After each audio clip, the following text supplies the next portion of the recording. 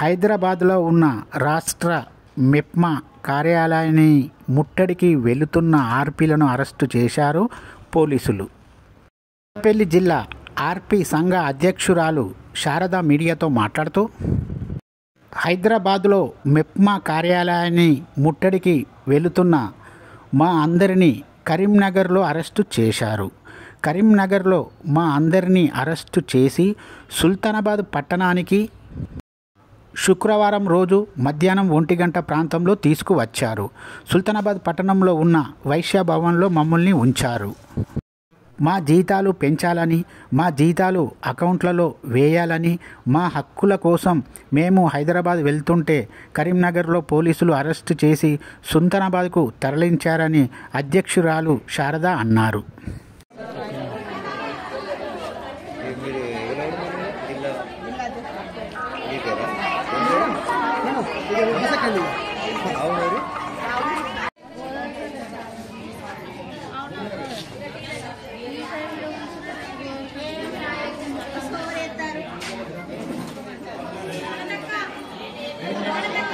శారద, నేను పెద్దపల్లి జిల్లా RP union అధ్యక్షురాలను.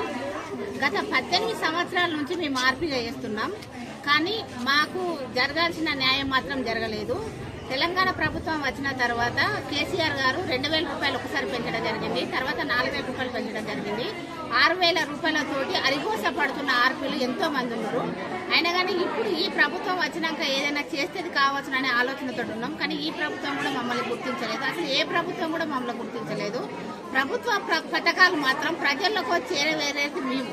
మొన్న జరిగిన కులగణన సర్వేలో ఒక్కొక్క ఆర్పీ ఛార్జీలు 3,000 రూపాయలు అయినాయి. 3,000 రూపాయలు కూడా పెట్టుకొని మేము ఇంటింటికి వెళ్ళి మేము సర్వే చేసినాం. వాళ్ళు తిట్టినా రేపు రాపో మా ప్రాపో అని చెప్పినా కానీ మేము సర్వే చేయడం జరిగింది.